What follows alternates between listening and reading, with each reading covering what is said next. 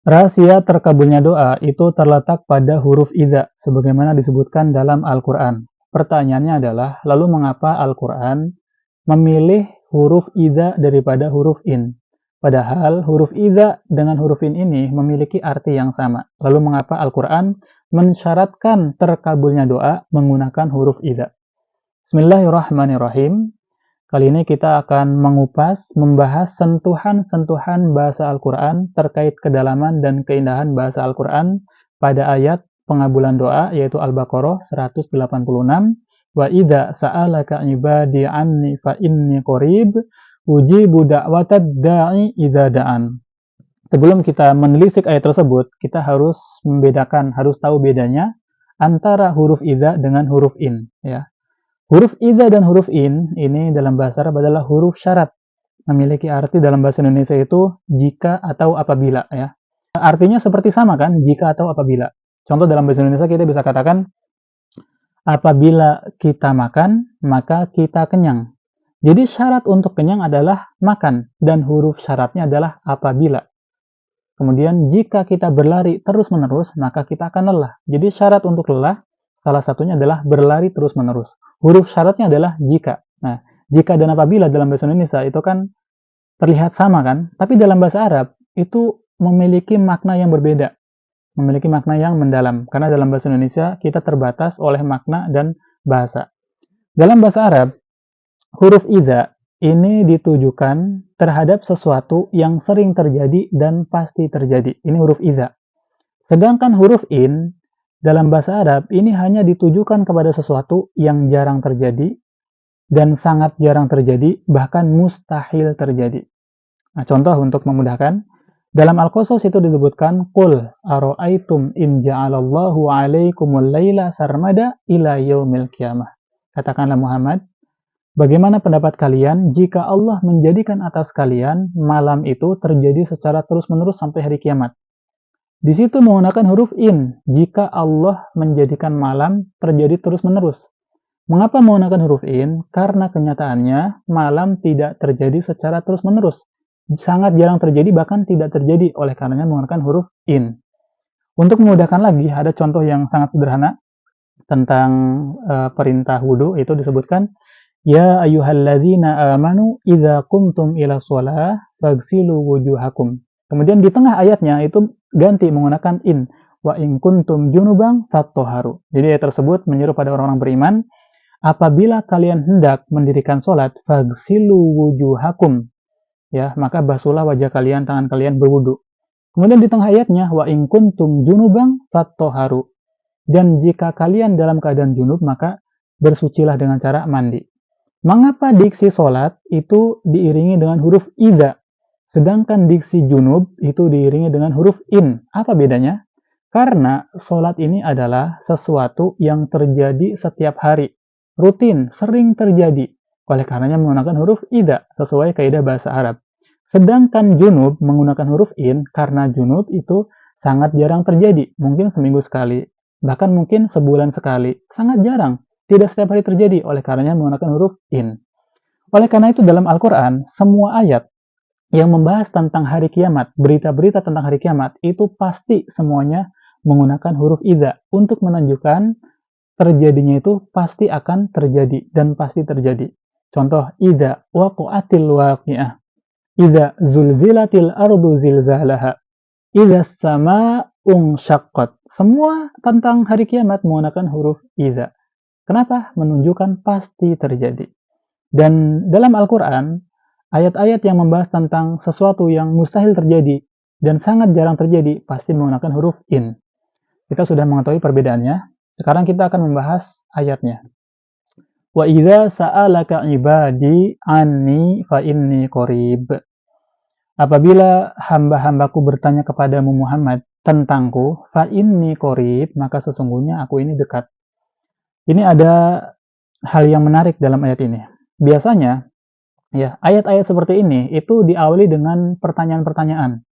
Seperti misalkan dalam ayat lain disebutkan yas'alunaka 'anil mahid, mereka bertanya kepadamu tentang haid, qul huwa adzan fa'tazilun nisa. Katakanlah bahwasannya haid itu ini. Jadi seperti itu. Kemudian yas'alunaka 'anil khamri wal maisir. Mereka bertanya kepadamu Muhammad tentang khamr.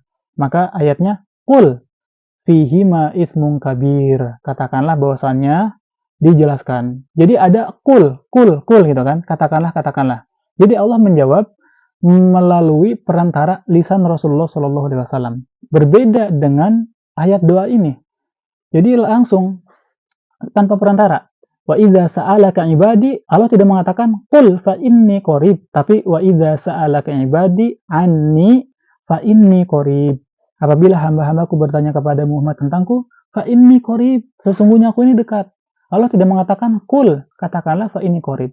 Allah tidak membutuhkan perantara untuk menjawab pertanyaan tersebut. Kenapa? Karena kedekatan Allah dengan hamba-hambanya itu tidak butuh perantara. Maksudnya adalah Allah itu dekat dengan semua hambanya. Oleh karenanya Allah mengetahui semua isi hati hambanya, semua perasaan hambanya. Allah mengetahui, karena Allah dekat mengetahui semua hambanya. Seperti itu.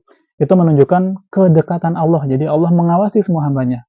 Jadi Allah sangat dekat. Nah, jadi ayat tersebut ingin menjelaskan, menegaskan bahwasannya Allah itu dekat dengan siapapun. Itu tanpa perantara pun Allah dekat.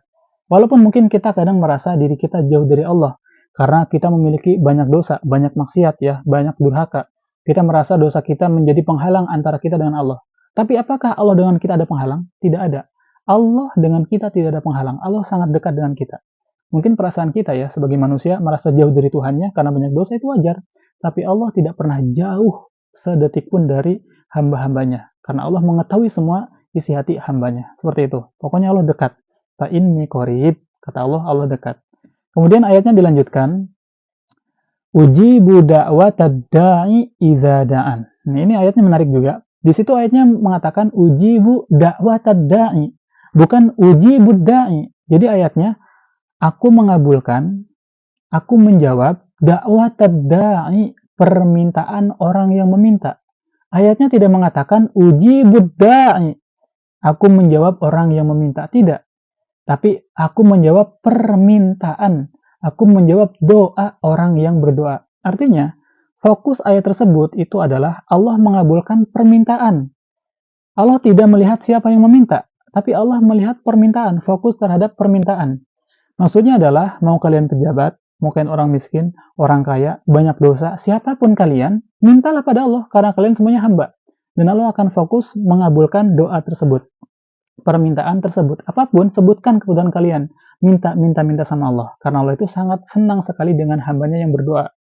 Setiap hari kita meminta pada Allah, Allah tidak pernah bosan. Berbeda dengan manusia.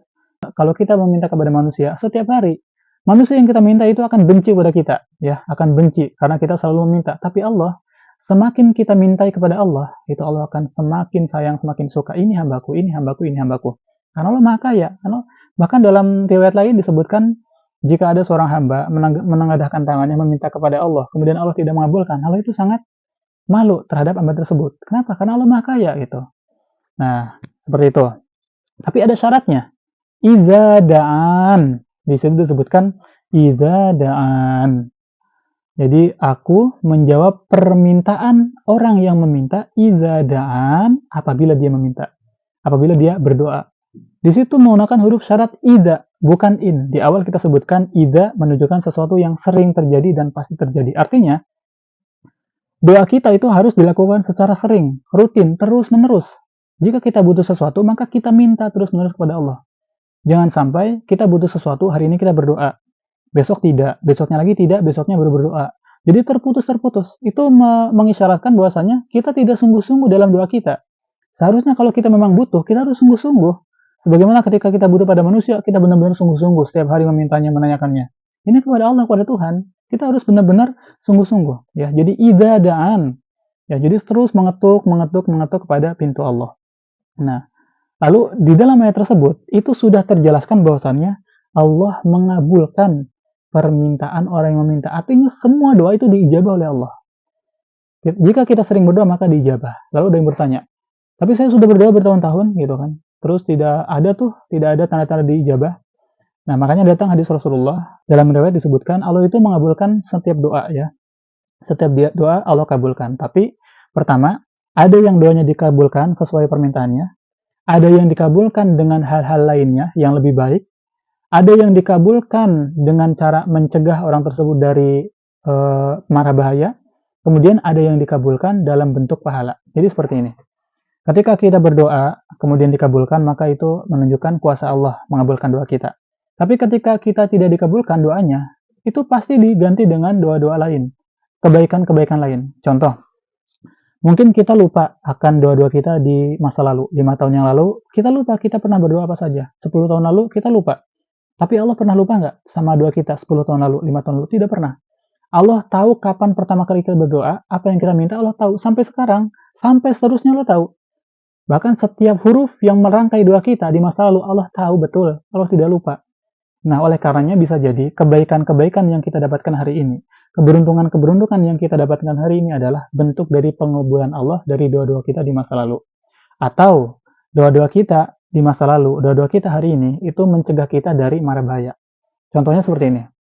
Ada orang yang berdoa pada hari Minggu, dia hari Minggu sengaja untuk diam di rumah, untuk fokus zikir, sholat, beribadah, baca Quran, kemudian berdoa kepada Allah.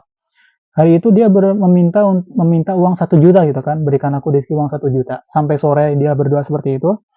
Nah, tapi dia bingung kenapa uang 1 jutanya nggak datang gitu. Padahal dia berdoa terus menerus secara sungguh-sungguh. Ternyata di hari itu, di hari Minggu, jika dia keluar dari rumah, dia akan tertabrak oleh motor. Dan dia akan dibawa ke rumah sakit, dan di rumah sakit dia harus mengeluarkan uang 1 juta. Dan ternyata hari itu, dia sibuk berdoa. Dan doa tersebut, dia mintanya uang 1 juta, dan dari doa tersebut, dia terhindarkan dari mara bahaya yang harus mengeluarkan uang 1 juta. Jadi kadang seperti itu doa itu. Tapi kita nggak tahu kan, karena takdir itu rahasia. Tapi ada juga doa yang dikabulkan dengan pahala-pahala, pahala yang melimpah. Jadi ada orang-orang nanti di akhirat yang bingung. Kenapa pahala saya banyak banget ya Allah gitu kan? Ini adalah hadiah dari doa-doamu yang tidak aku kabulkan.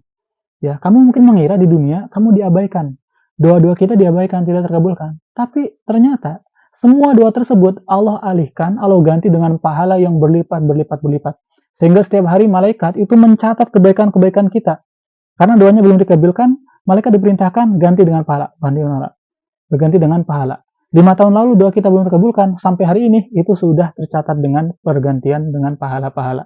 Jadi itu adalah penjelasan setiap doa itu diijabah. Tidak ada doa yang sia-sia. Kita berdoa pun itu sudah pahala, sudah kebaikan. Artinya kalau kita sudah berdoa, ya sudah. Allah kabulkan, maka itu menunjukkan kuasa Allah. Allah tidak kabulkan, berarti diganti dengan kebaikan lain. Terhindar dari mara bahaya, atau diberikan pahala yang lebih. Jadi nggak ada yang rugi dalam doa. Ketika kita tidak dikabulkan, ya apa masalahnya gitu kan? Karena semuanya baik gitu. Seperti itu. Nah, jadi itu penjelasan tentang ayat tentang doa.